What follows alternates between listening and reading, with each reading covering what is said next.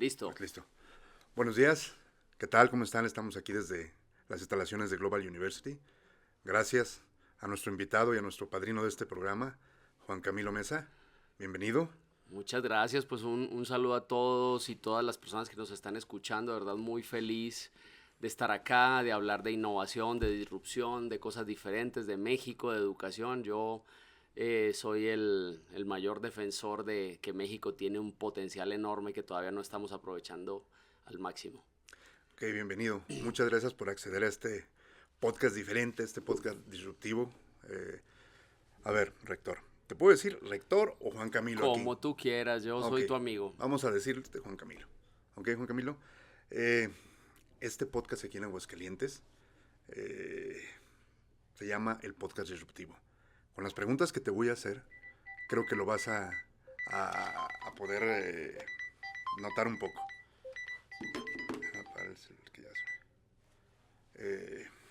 Primero, el tema de la cadena de suministro. Mm. ¿Okay? Esta es la pregunta del desfase, por llamarlo así.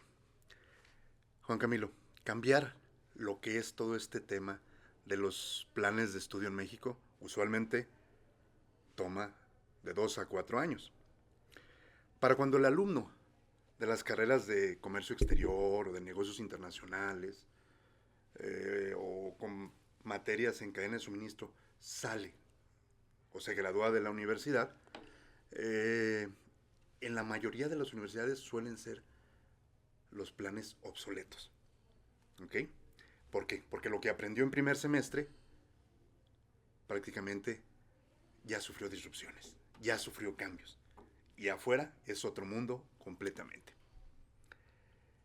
Obviamente aquí es la pregunta, ¿su universidad está educando para el pasado o tiene un mecanismo real de actualización y en tiempo real?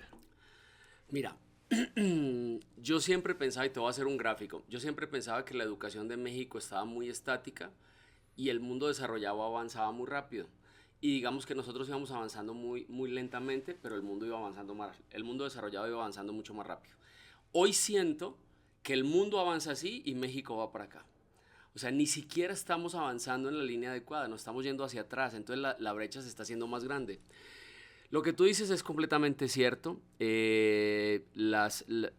Toda la burocracia administrativa de la educación es complejísima. Una universidad puede actualizar sus planes de estudio cada 4 o 5 años dependiendo de la generación que egrese. Entonces, tomar decisiones para las universidades es muy complicado. ¿Por qué? Pues porque tiene una burocracia alrededor de ese proceso que lo hace sumamente complicado. Hoy la Secretaría de Educación Pública es un espacio sumamente complicado para hacer trámites. Había descentralizado el proceso hace años, donde los estados podrían otorgar reboes y permisos. Hoy no, hoy se centralizó, por ejemplo, todo el área de salud. O sea, una carrera de medicina no la puede autorizar sino la SEP, no los estados. Entonces, hoy en esa centralización creo que la SEP se ha hecho sumamente complicada y actualizar y estar a la vanguardia para las universidades es bastante complicado. O sea, ¿qué hace Global University? Pues tú me preguntaste, ¿estás o no? Nosotros tenemos un área que es el área más importante de la universidad que se llama ADN Global, que nosotros la actualizamos cada cuatrimestre. O sea, cada 4 meses la actualizamos. De hecho, acabamos de ganar un premio en España, en Sevilla, porque ellos hicieron un análisis de las universidades que tienen un modelo de emprendimiento incluido en el plan de estudios. Y nos decían que somos una de las únicas universidades, por lo menos en América Latina, que tiene el emprendimiento de manera transversal y la innovación de manera transversal. Normalmente lo que hacen las universidades es que tienen un centro empresarial o tienen una incubadora de empresas, pero no un modelo transversal para los abogados, para los médicos, para los kinesiólogos, para los odontólogos. Entonces, ¿qué te puedo decir? Hacemos nuestro mejor esfuerzo en ADN porque lo actualizamos cada 4 meses. Los planes de estudio hacemos modificaciones permanentes, pero digamos que voy a decir una palabra muy fea, un parche mientras se hace la actualización que te permite la Secretaría de Educación Pública. Entonces, las universidades, digamos, cómodas dicen, bueno, pues esto es lo que hay, ¿no? Nosotros no somos una universidad cómoda, tratamos de estar haciendo cambios y tratando de estar a la vanguardia. Por ejemplo, todo el tema de inteligencia artificial que que digamos, no hay una política en México, o sea, no hay un observatorio de inteligencia artificial educativo. Nosotros lanzamos nuestro primer observatorio de inteligencia artificial educativo, lo dirige el doctor Humberto, que es PhD en inteligencia artificial, y él, o sea, va a ser un espacio donde, digamos, en Aguascalientes o en México estamos usando en la universidad esta inteligencia artificial, la están usando para esto, o sea, por lo menos para saber qué está pasando y proponer qué es lo que deberíamos hacer, cuál es la inteligencia artificial que deberíamos usar en la educación. Nosotros aquí en la universidad creamos una, por ejemplo, que se llama iClass para el área de preparatoria, entrenada por nosotros y la manejamos con nuestros planes de estudio. Entonces, la pregunta que me haces es muy compleja, pero es real. Las universidades la tienen muy difícil en la actualización. Digamos que las que queremos hacer un poco más, ponemos parches a los planes de manera inmediata. Las cómodas no lo hacen y eso hace que los estudiantes salgan desfasados de la realidad. Ok, muy bien, gracias. Ahora, el tema del nearshoring contra el talento local. Con el auge del nearshoring, las empresas extranjeras no solo buscan profesionales que sepan de aduanas, sino que dominen la IA aplicada a la logística, la automatización y obviamente, pues que hablen un inglés técnico a la perfección. Sinceramente, los egresados de Global University están listos para competir por los puestos directivos de estas nuevas empresas o se están quedando solo con los puestos operativos. Mira, yo te voy a responder eso mucho más profundo. A ver, si tú analizas el siglo XX, la economía de México en el siglo XX, tú ves que tuvimos una decisión de volvernos un país manufacturero, ¿no? Entonces, México era muy atractivo porque, digamos que la mano de obra era económica, las empresas se instalaban acá con beneficios fiscales y pues armábamos cosas. ¿Qué es lo que no funciona hoy en ese modelo? No funciona, no nos metamos al tema Trump, porque digamos que los taxes y todas las amenazas arancelarias es un tema, digamos, de este periodo de la segunda presidencia de Donald Trump. Pero si tú te vas a la estrategia como país, decididamente México se convierte en un país manufacturero. Yo te voy a decir, en Calvillo, por ejemplo, hemos hecho no sé cuántos trillones de jeans para todas las marcas. Para Guess, para Levi's, para todas las marcas. Pero no tenemos una sola marca propia, mexicana, al mundo. En México yo creo que llegamos en nuestro mejor momento a hacer 5,5 millones de carros al año. No tenemos una marca de carros importante que exportemos al mundo. Cuando tú me dices la manufactura es muy importante, el nearshoring, claro, el atraer, sí. Si tú lees las campañas de los presidentes, de los gobernadores, es quiero que las empresas se vengan a trabajar y entonces van a generar empleo. La realidad es que yo quiero mucho a Nissan, la respeto mucho, aunque ahora esté pasando por un momento muy complicado, pero el dinero de Nissan no está aquí. O sea, ¿qué hemos hecho de tecnología para Nissan? La realidad es que no hemos hecho un chip importante que esté en todos los vehículos de Nissan del mundo. No lo hemos hecho. Le hacemos las telas para los asientos. Entonces, a mí me parece que increíble que tengamos 80 universidades formando gente simplemente para esa manufactura, para puestos directivos medios o bajos. Eso a mí me parece absurdo. Mira, el sistema educativo forma gente para esas multinacionales. Hoy el promedio de salarios en México del que más gana al que menos gana es como de 15,000 pesos. Eso, o sea, todo un sistema educativo formando gente que gane 15,000 pesos, eso no tiene sentido. Por eso entra una universidad como Global University. O sea, ¿cómo diablos hoy tenemos que enseñarle a la clase media, media alta a hacer innovación, disrupción, a que los problemas se vuelvan oportunidades de negocio? México es un país que no innova. ¿Por qué? ¿Por qué no innovamos en México? Somos tremendamente creativos, pero no innovadores. ¿Cuál es la diferencia entre un creativo y un innovador? Que un creativo resuelve un problema inmediato que no genera valor económico. Un innovador comercializa y vende. Un disruptor cambia las reglas del mercado. Entonces, ¿qué hace Global University? Pues lo que hace es decirle a un odontólogo que una pieza de mano, el podría ser una oportunidad de negocio. Si logra resolver como diablos la gente que le tiene miedo a ese aparato no lo sienta. ¿Cómo le harías una innovación a ese aparato? ¿Cómo sería? Con láser, ya existe de hecho, con aire, lo desaparezco, haciendo una disrupción. O sea, la realidad es que el estudiante tiene que ver todos los problemas como oportunidades de negocio. Ayer yo entreno más o menos de manera ordenada en el gimnasio, tuve una lesión de rodilla, fui a mi clínica de kinesiología y les dije, pues traigo esta lesión de rodilla, me hicieron una valoración, estaba una sobrecarga muscular y me pusieron un tape.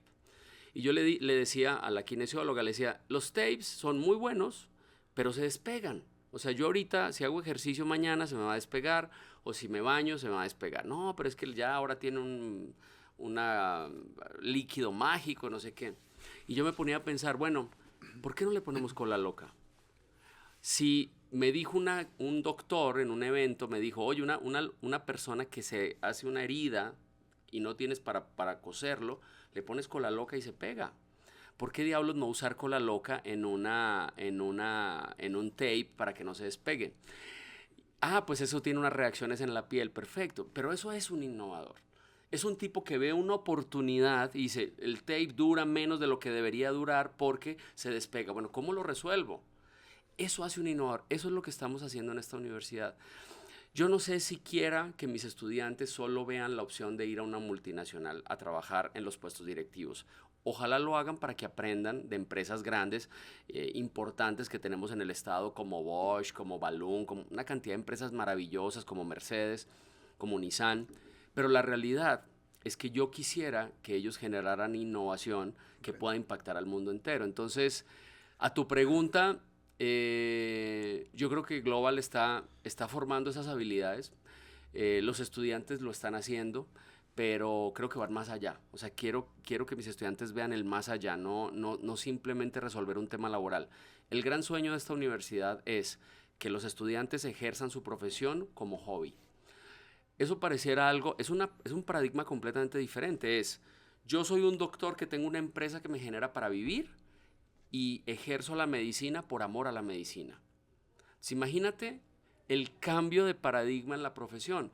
Yo soy arquitecto, tengo una empresa que me da para vivir, pero hago arquitectura porque amo la arquitectura y disfruto hacer arquitectura. Eso quiere decir que si eres médico no vas a estar pensando, vienen los 15 años de mi hija, hay que inventarle a este que tiene un cálculo o piedras en el riñón para operarlo y ganar una lana. Eso pareciera muy utópico, es un sueño que yo tengo y estoy tratando de cambiar el mindset. Hay estudiantes hoy en la universidad que generan dinero y cómo lo hacen entendiendo que el emprendimiento es un camino maravilloso y se puede. Sí. No, de hecho, y por eso estamos aquí, ¿no? Porque en parte todos somos emprendedores, ¿no? Totalmente. Todos. Totalmente. Realmente hay diferentes etapas, diferentes fases, ¿no? Y qué bueno que una universidad como Global University los está apoyando, les está dando esas herramientas, esas armas y esa mentalidad, ese cambio de mindset para que lo puedan lograr. Y es que mira, en Aguascalientes hay 2 universidades elite donde están los hijos de las personas que más recursos tienen, que a lo mejor les enseñan a ser emprendedores, pero ellos tienen dinero. Y es muy fácil que el papá diga, bueno, hijo, ¿qué quieres que te ponga? ¿Qué negocio quieres? Pero a la clase media no le enseñan a levantar capital. En la clase media no sabe levantar capital, no sabe ver las oportunidades que se te presentan. Cuando hay alguien con venita emprendedora, dice, bueno, pues voy a copiar el negocio de alguien que le funciona bien, a ver si, ¿no? Y la verdad es que terminamos siendo imitadores, no emprendedores reales. Y yo creo que eso hay que enseñarlo. Y bueno, tenemos gente muy valiosa atrás de la universidad que está potenciando ese emprendimiento. Uno de ellos es el tiburón de Shark Tank, Markus Dantus, que es nuestro presidente del consejo. Pero también está la Universidad de Tampere de Finlandia. Tampere se ha vuelto el motor de la economía de Finlandia. Ellos formaron a nuestros profesores de manera inicial. O sea, han pasado muchas cosas maravillosas en estos 4 años de la universidad. Muy bien, muy felicidades y que continúen muchísimos más. Muchas gracias, hermano. Ok. Vamos a la siguiente pregunta, Juan Camilo. El examen de la realidad. Si hoy pusiéramos a sus profesores de comercio internacional, cadena de suministro, logística, operaciones, a operar una cadena de suministro de una empresa en crisis por bloqueos marítimos o huelgas fronterizas, ¿resolverían el problema o se quedarían en la teoría del libro? Mira, con la visión que tiene la universidad, yo estoy seguro que darían soluciones completamente diferentes si unirían no solo a los profesores, sino a los estudiantes. Los estudiantes de Global les hemos dado un poder bastante interesante que es ver la caja desde diferentes puntos de vista. Nosotros impulsamos mucho el desarrollo de 3 pensamientos: pensamiento crítico, pensamiento analítico y pensamiento abstracto. Esos 3 pensamientos son la base de la innovación. Te voy a poner un ejemplo con este micrófono que tengo enfrente. El pensamiento crítico es: este micrófono es cómodo, no lo sé, vamos a preguntarle a los usuarios. El pensamiento analítico es: este cable es como incómodo porque a lo mejor hace un falso y se empiezan a dañar y uno le pega y se enreda. Y el abstracto es: vamos a crear un micrófono diferente. ¿Cómo sería un micrófono que fuera más ergonómico? O sea, esos 3 pensamientos son la base de la innovación. Y eso es algo que hemos venido trabajando con los docentes, cambiar el mindset, porque los docentes que hoy tenemos son formados en un sistema educativo prusiano que priorizaba la memoria, ¿no? Que es el sistema donde todos estudiamos, donde tú te sabías cosas y en un examen las decías y sacabas 10 o 0, ¿no? Y entonces un niño era inteligente si decía que Benito Juárez nació el 21 de marzo en Oaxaca, y un niño era burro si decía que el 19 de marzo en Oaxaca, ¿no? Así es, lamentablemente así seguimos evaluándolo, ¿no? Entonces, esos 3 pensamientos son esa base. Entonces, hoy creo que se ha creado una comunidad que cree en sí misma. O sea, que creen, a ver, sentémonos, ¿cómo lo podemos resolver? Entonces, a la pregunta que me haces, yo creo que si harías un equipo entre maestros y alumnos, se generarían soluciones muy interesantes. El libro está, claro que es importante la teoría. O sea, ¿qué dijo este autor respecto a las crisis con respecto a los aranceles? ¿No? Y entonces, en base a la experiencia de un autor, te puede decir, y eso hay que tomarlo en cuenta. La inteligencia, mira, esta generación que estamos formando tiene 2 cosas que para mí son recontravaliosas. Una es voz, tienen mucha voz. O sea, estos chavos hoy te hacen un grupo y crean un crowdfunding y ya están ayudando a los perros de la calle y levantan 100,000 pesos en una semana. Eso es tener voz. Y la otra es información. Cuando yo estudié, que no estoy tan viejo, pero tampoco estoy tan joven, pues yo hacía mis tareas en la enciclopedia Salvat de un tío, porque aparte ni siquiera tenía para comprar la enciclopedia Salvat. Entonces iba con un tío y me la prestaba y yo hacía tareas. Hoy estos chicos pueden poner 2 IAs y 2 seres humanos a hablar de un tema. Entonces imagínate una discusión, profesor, estudiantes, con la pregunta que tú me estás haciendo, utilizando 2 IAs, Cloud y Copilot o ChatGPT, y empezar a hablar del tema. Oye, ¿qué harían ustedes? Fíjate, ahora está el estrecho de Hormuz, y entonces, ¿qué haríamos? No, pues hagamos un tren y tan, ¿cuántos tiempos se tardaría? ¿Cuál sería la pérdida? Y entonces ahí empiezas a transversalizar el conocimiento y a dejar soñar. Yo creo que el sistema educativo tradicional mató la capacidad de pensar. O sea, es lo que yo digo, profesor, que soy la máxima autoridad, es lo que tú vas a aprender. No hay posibilidad de escuchar tus sueños, tus ideas, ¿no? Y eso me parece terrible, porque eso quiere decir que el cerebro es un archivero, y el cerebro no es un archivero, el cerebro es una máquina de construcción de soluciones. Entonces, cuando tú crees que el cerebro simplemente es guardo, saco para un determinado caso. Pero hoy, en un mundo de tanta incertidumbre, o sea, hoy no tenemos certidumbre de nada. ¿Qué certidumbre hay en el mundo? O sea, todos están tirándole piedritas a la Tercera Guerra Mundial, ¿no? Ahí está Rusia ya con Ucrania, ahí está Estados Unidos con el Medio Oriente a Israel, ahí está tirándose piedritas China a Taiwán. O sea, no tenemos certidumbre de nada. Entonces imagínate qué habilidad tenemos que enseñar, la capacidad de adaptación, esas habilidades soft skills que son las más fuertes. O sea, pensamiento crítico, analítico, abstracto, trabajo en equipo, liderazgo, o sea, una gran cantidad de habilidades que aparte ni siquiera enseñamos en las universidades. Nosotros en Global tenemos 6 habilidades que enseñamos de manera transversal, que es comunicación, colaboración, creatividad, civismo, coraje y pensamiento crítico, analítico y abstracto. Son 6 Cs, no nos las sacamos de la manga, las desarrolló Michael Fullan, que es un pedagogo canadiense, digamos que para mí uno de los más prestigiosos. Entonces, yo creo que sí lo resolverían, y lo resolverían de una manera muy creativa. Perfecto. Pues espero, a lo mejor me equivoque y hagan un mamarracho, también puede pasar, somos humanos. No, y la idea es hacer que esto se les dé la oportunidad dentro de la industria, dentro de las empresas, ¿no? Totalmente. Es por eso que también vamos a traer aquí a este podcast disruptivo, pues a los directores o exdirectores de plantas de empresas multinacionales, ¿no? Para poder hacer sinergia entre ellos y que todos podamos disrumpir este mercado. Fíjate, antier, tuvimos una sesión de una empresa tecnológica aplicada a los recursos humanos y llevaron estudiantes de Global, no solo de ingeniería, de varias carreras, eran como unos 35, porque van a concursar por el desarrollo de una inteligencia artificial que requiere la empresa de recursos humanos. Entonces hoy siendo alumno, tengo la posibilidad de enfrentar un proceso real para la creación de una IA que me ayude a resolver un problema en recursos humanos. Entonces yo creo que sí los estamos como conectando, pues no sé si sea de la mejor manera, creo que lo estamos haciendo bien. Hoy tenemos convenios con unas 450 empresas en México y el mundo, tenemos alianzas en todos los continentes, tenemos estudiantes que han ido a diferentes partes del mundo, a una chica que se fue a Finlandia a presentar su proyecto emprendedor, o sea, ahí vamos. Perfecto, ¿no? Perfecto. Y ese tipo de estudiantes y de emprendedores los queremos aquí en el podcast Totalmente. disruptivo. Muy bien, yo te los traigo. Perfecto. Ahora vamos a ese tema, precisamente, del emprendimiento y la innovación. Va. Históricamente, y tal como lo has mencionado tú, las universidades educan empleados, Sí. no empleadores, que es a lo que queremos llegar con estos nuevos modelos de educación. Y universidades como Global University, creo que ese es el objetivo, ese es el target, ¿no? Okay. El dilema del dropout. Grandes mentes disruptivas, como Bill Gates o Mark Zuckerberg, no fueron a las universidades. Dejaron las universidades o critican la educación tradicional para emprender.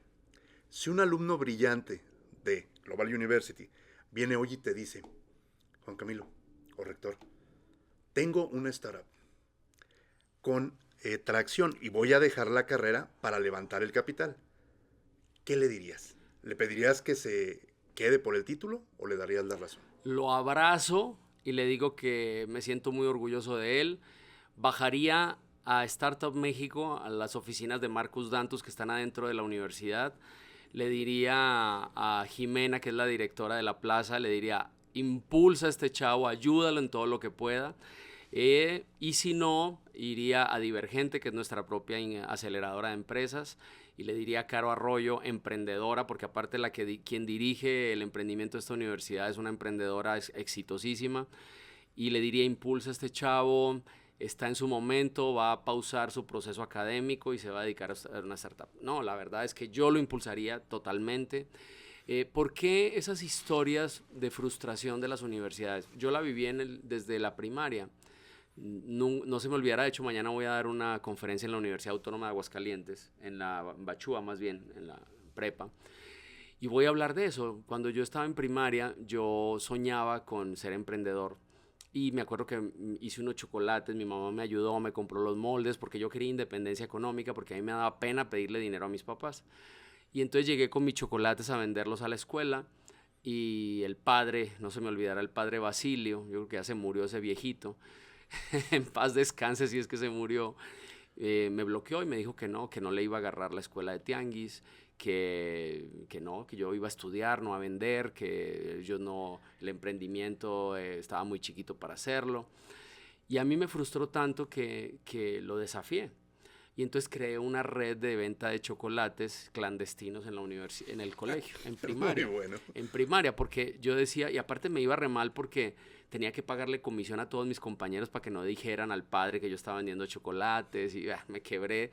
Pero le demostré al mundo que hay una manera. Entonces, imagínate, tú llegas a una universidad que sientes que estás aprendiendo cosas que no te sirven para absolutamente nada.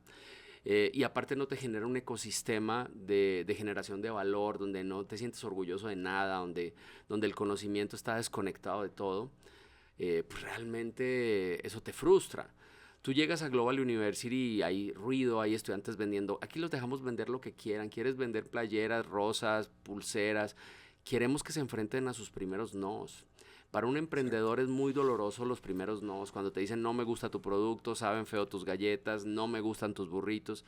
Y eso, como el sistema educativo básico no lo enseña, no nos enseñan educación financiera, pues llegan a la universidad y dicen, no, pues yo lo que voy a hacer es, no sé, gerente de una multinacional o voy a trabajar en Donaldson, no lo que sea.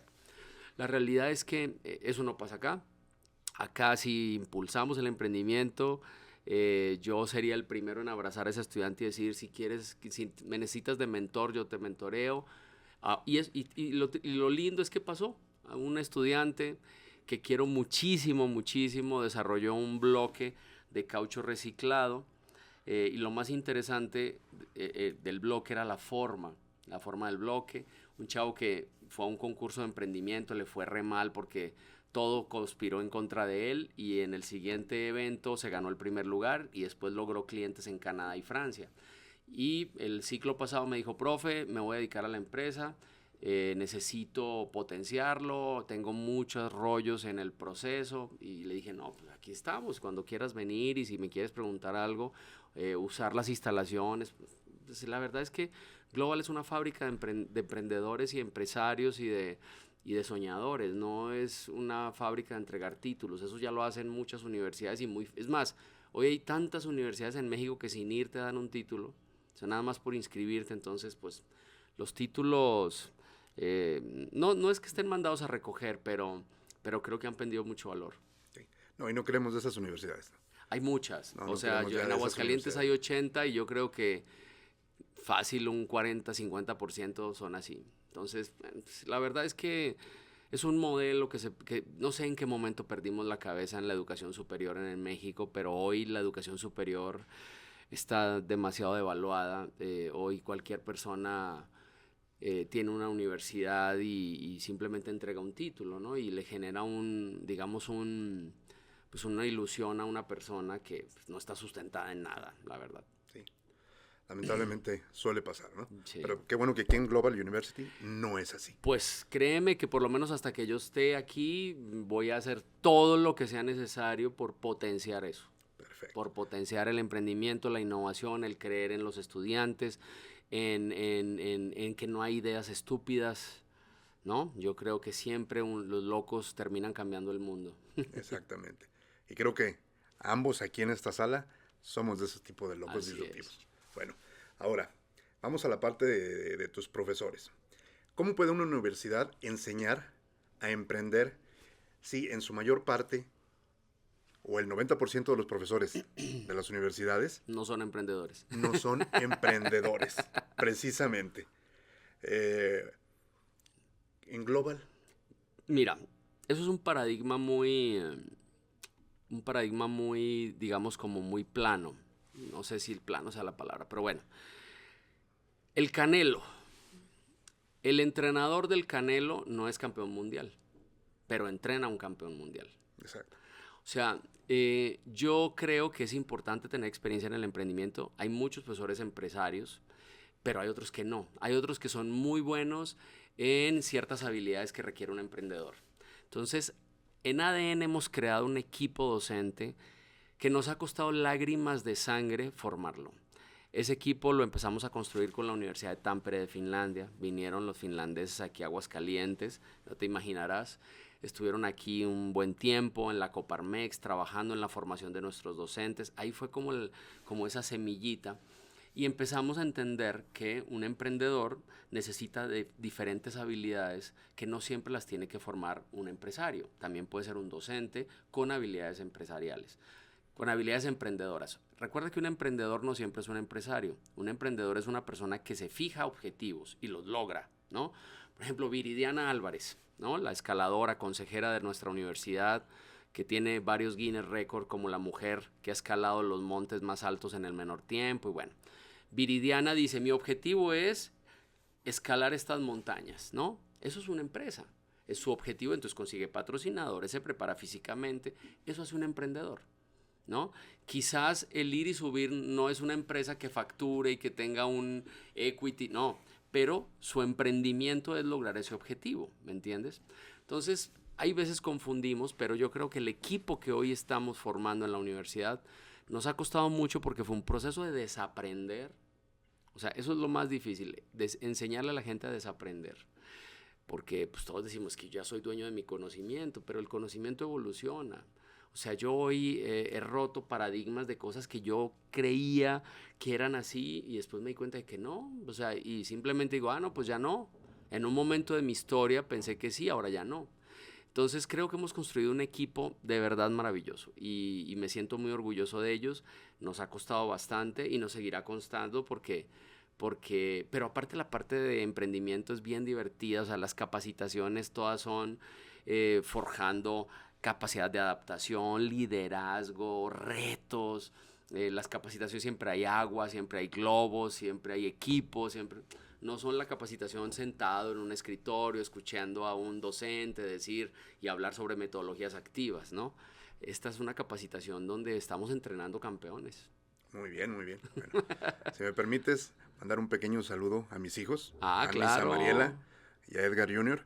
Y también un saludo muy especial hasta el cielo a mi sobrino Caleb Rubén Gómez Sandoval, que nos dejó el año pasado. Órale. Pero está aquí con nosotros en espíritu, lo llevamos todo el tiempo en nuestro corazón. Muy bien, yo también saludo a Daniel Mesa, mi hijo. Okay, perfecto. Que justo estará llegando a Aguascalientes después anda estudiando en otro lugar y ahora vino a visitarnos. Perfecto, bienvenido.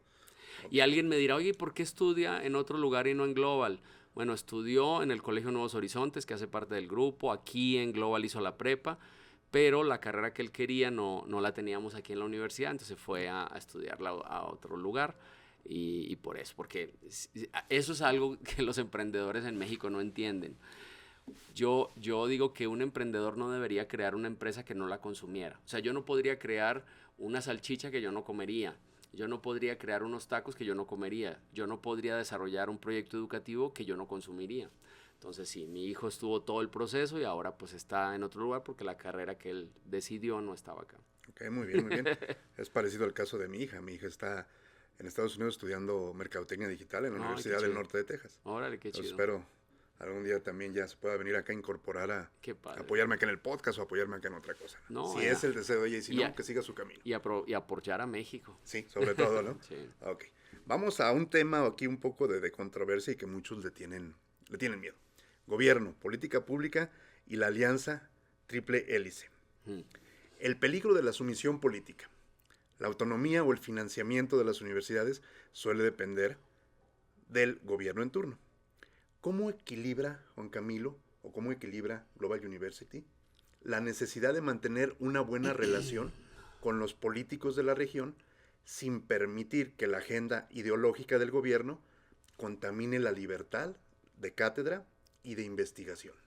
Mira, eso es un tema bastante complejo y más en un país tan autoritario como el que hemos estado construyendo recientemente, ¿no? Donde o estás conmigo o estás contra mí.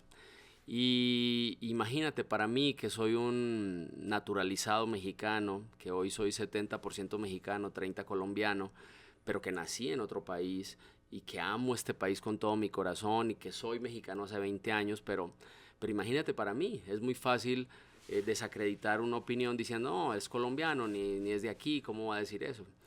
Mira, lo primero es, ¿qué nos mueve? Yo te puedo decir con orgullo, sin prepotencia, que llevo 30 años entendiendo la educación del mundo. He estado en los lugares más recónditos del planeta, como Nuuk, la capital de Groenlandia, hablando de educación y paz, entendiendo el modelo de educación de ellos, cómo los daneses han apoyado a Groenlandia, la educación en Dinamarca, en Finlandia, en Estonia, en Canadá, en Estados Unidos, en Colombia, en Perú. O sea, entendiendo qué pasa, o sea, ¿por qué diablos México, un país que tiene todo para ser un país de primer mundo, es de tercer mundo? ¿Por qué México, teniendo la riqueza que tiene, hoy tiene 70 millones de personas con algún grado de pobreza?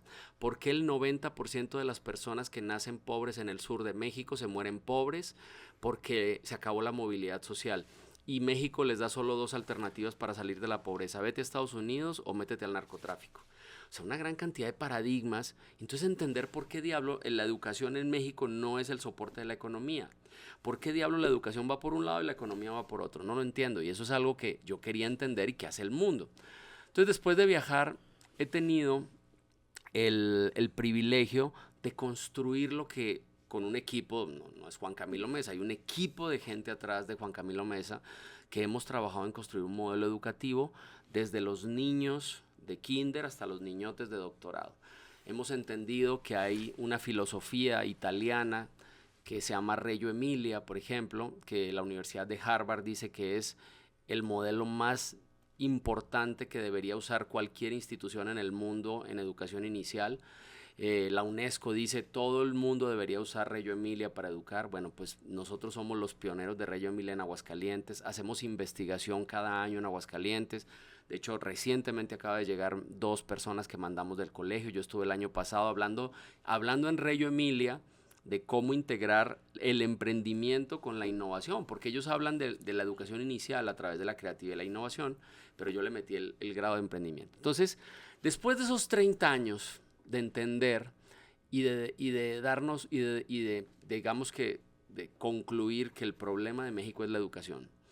Tenemos una educación que no cumple con los objetivos, donde es un tema político, donde si yo quiero ser presidente de México me tengo que aliar con el sindicato, donde, ¿no? Una gran cantidad de cosas donde no, lo que menos importan son los niños, lo que más importa es veámonos el mundial y por eso que cancelemos 5 semanas de clases así con la mano en la cintura.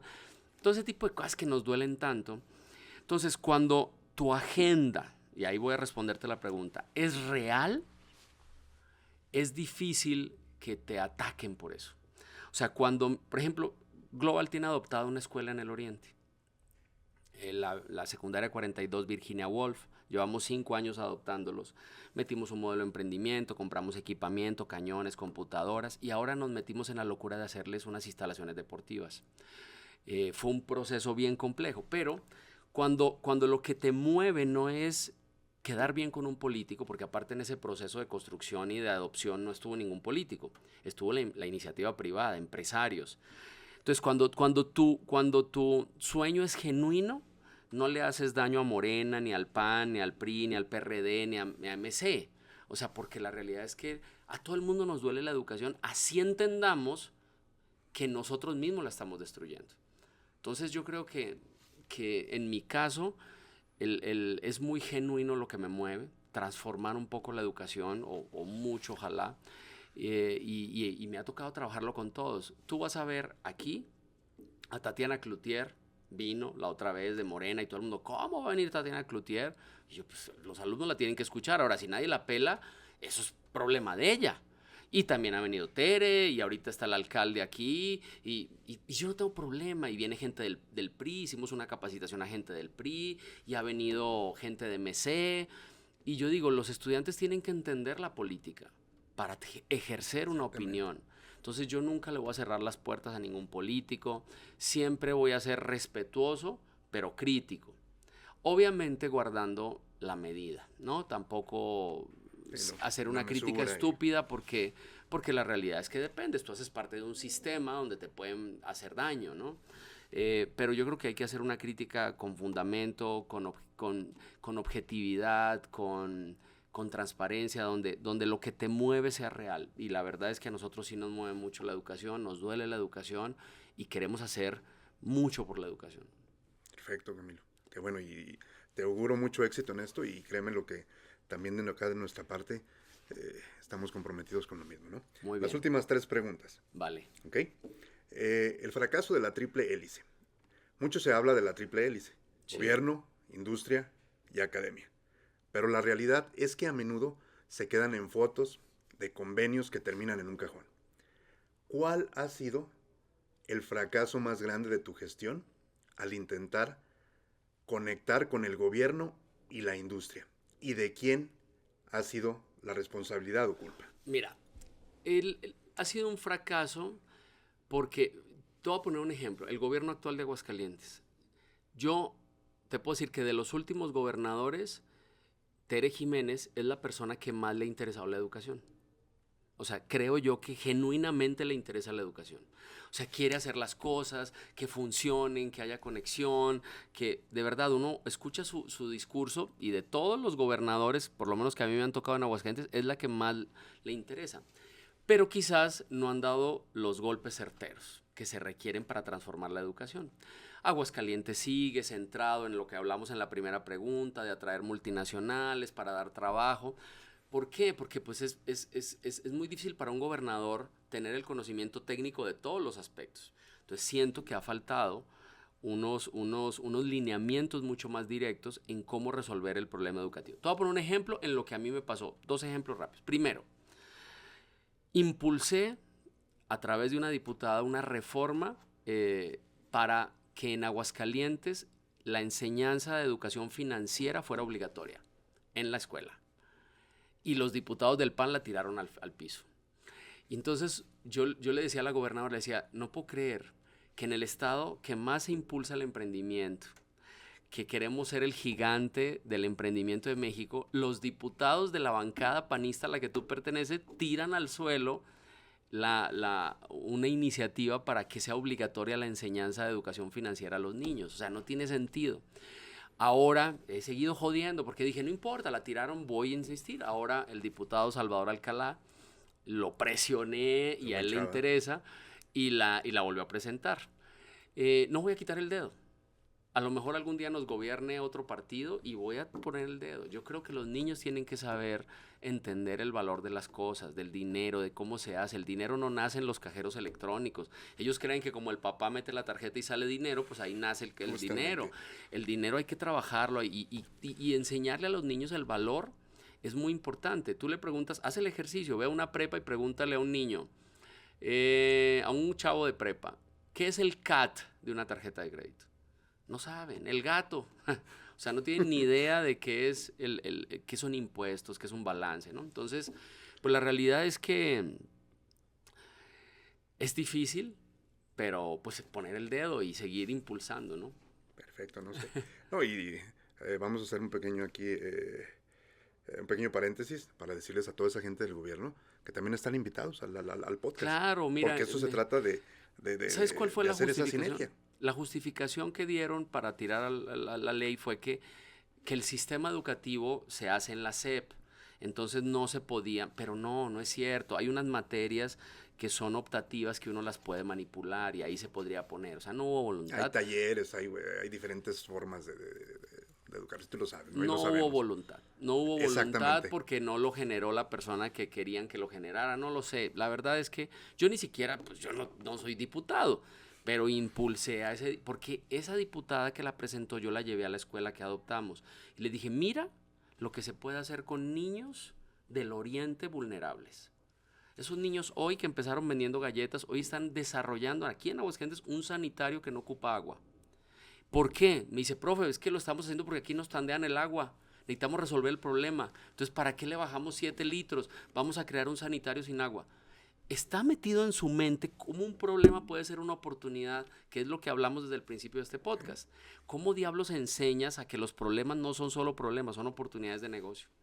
Exactamente, Juan Camilo. Qué bueno que lo haces así y espero poder tener la oportunidad de sentarnos así tanto, no solo contigo como rector, sino de otras universidades y también a los políticos. Dale, cuando quieras. ¿Sí? Esta es la idea de este podcast. Pues ser completamente disruptivo. Aquí tienes tu casa. Y si quieres televisión también. Perfecto. Ok. Ahora, educación como guardería social.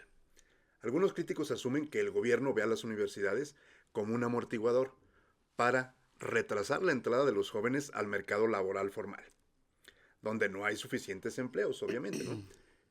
Global University está creando ciudadanos críticos que exijan un mejor gobierno o simplemente está entregando títulos para cumplir con las estadísticas de la Secretaría de Educación.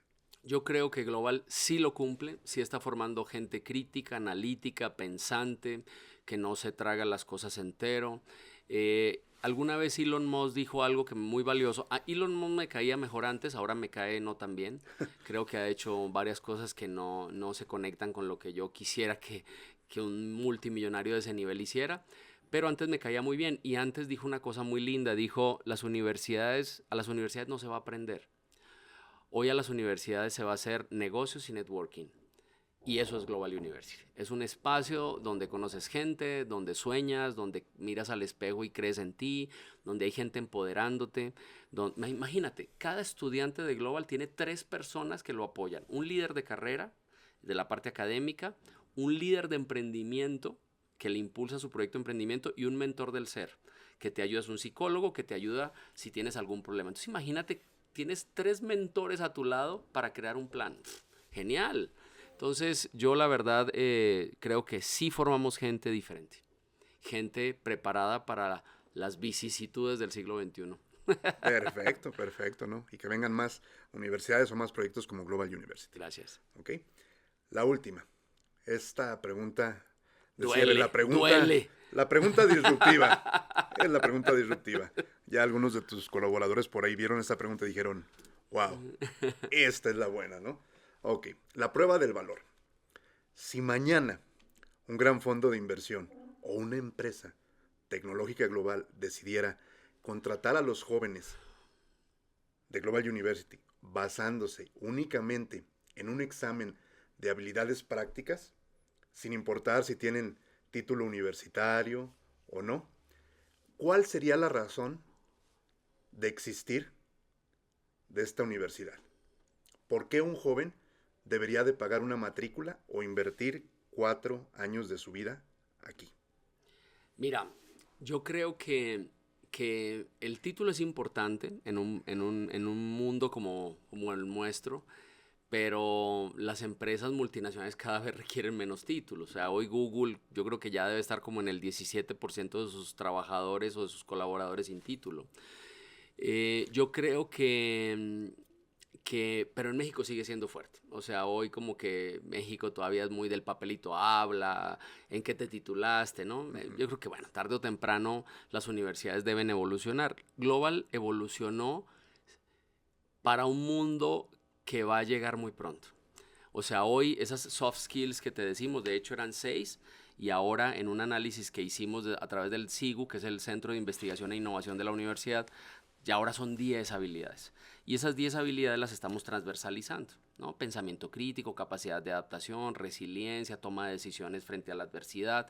Y esas habilidades son las que vas a necesitar en cualquier empresa multinacional o tu empresa.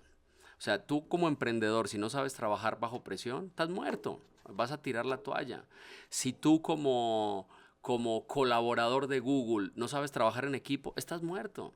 Entonces, las soft skills que nunca se enseñaron hoy retoman un valor muy fuerte que no deberían llamarse soft skills, deberían llamar power skills, ¿verdad? Porque la verdad es que son las más fuertes. Son de poder. O sea, la verdad, y eso no se enseñó. O sea, eso digamos, a mí me da mucha risa las evaluaciones que hacemos en el mundo porque son evaluaciones individualizadas para un mundo social, para un mundo colectivo. O sea, mi gran sueño, y lo estamos trabajando en el área académica con la vicerrectoría académica, es cómo crear una evaluación en global donde el estudiante pueda usar lo que quiera. Profe, ¿puedo salir del salón? ¿Puedo marcarle a mi papá? ¿Puedo preguntarle a otro profesor? ¿Puedo sacar ChatGPT? Lo que quieras. Porque yo no estoy evaluando lo que eres capaz de memorizar, sino lo que eres capaz de construir. Y eso lo dice mucho Reggio Emilia de Italia. Reggio, por ejemplo, te dice, ¿cómo es la flor que nos enseñaron a dibujar? Entonces todos es un cosito con sus pétalos, ¿no? Un tallo con sus pétalos. Y Reggio te dice, eso no es una flor, eso es un tipo de flor. Entonces Reggio con los niños les da fotos de rosas, aves del paraíso, gardenias, claveles, y después de que ve esas fotos el niño le dice, dibújame tu flor. Eso es lo que debe hacer el sistema educativo. Te estimulo el cerebro para sacarte cosas, para construir cosas. El cerebro no es para archivar. La memoria es importante. Un pedagogo me podrá reventar diciéndome que la memoria es importante en el proceso de educación, claro, pero no debe ser el fin último de la educación. El fin último de la educación debe ser la innovación. Entonces, a tu pregunta, yo creo que lo que paga el estudiante por estar en esta universidad es una plataforma para construir un mundo mejor a través del capitalismo consciente, que es una de las filosofías. Si tú le preguntas a un estudiante qué es capitalismo consciente, todos van a estar conectados. Es cómo desarrollar, cómo generar riqueza, pero mejorando la economía, desarrollando a la sociedad y cuidando el medio ambiente. O sea, se vale hacer lana, pero no jodas a México.